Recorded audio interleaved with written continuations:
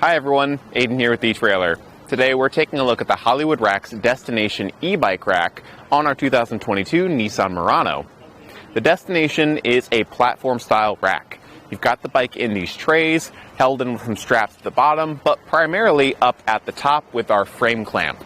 That clamp is making frame contact, so we do want to avoid carbon frame bikes, but alternative frame bikes should be just fine because that clamp can rotate 360 degrees and meet the bike wherever it's at. With that also in mind, there's a 70-pound capacity per bike, so like the name suggests, it's great for e-bikes and even some of the heavier ones. This one holds the bike exceptionally well. There's really no movement of the bike in the bike rack, so everything's held in really securely. That clamp up top is locking, so there's that security aspect as well. No one can come by and just remove your bike. And then this does have a tilting feature.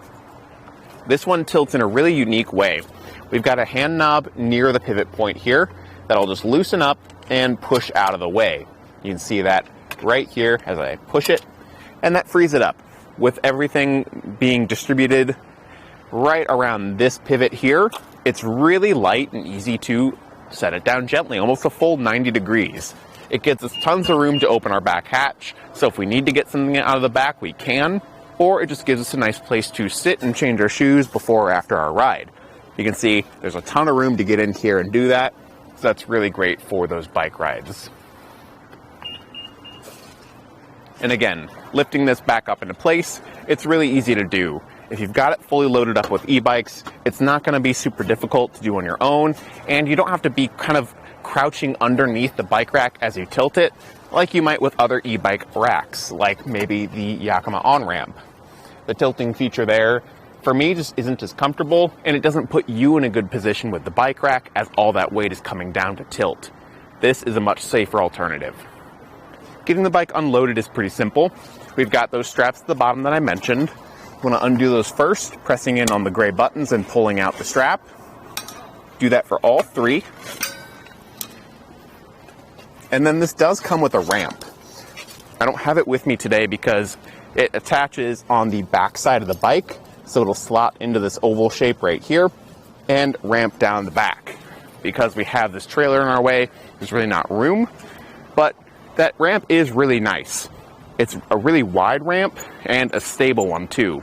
Again, comparing it to the Yakima Onramp, the ramp that comes with that bike rack is kind of narrow and not the most stable thing in the world, so it's not my favorite.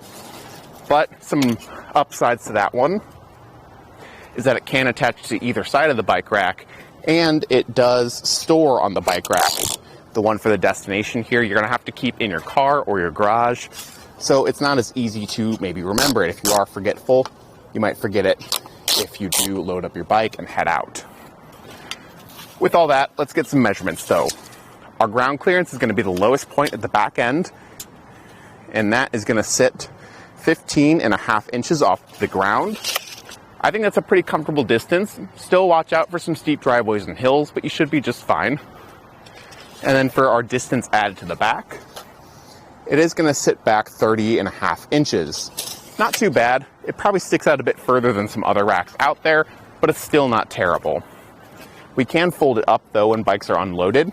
Just undo these rubber straps, open up the handles, and fold down our center mast, and then re-secure those handles and straps. And once that's done, we've got a pin and retaining clip near the hitch that we can pop open, fold the rack upright, and then re-secure that pin and clip.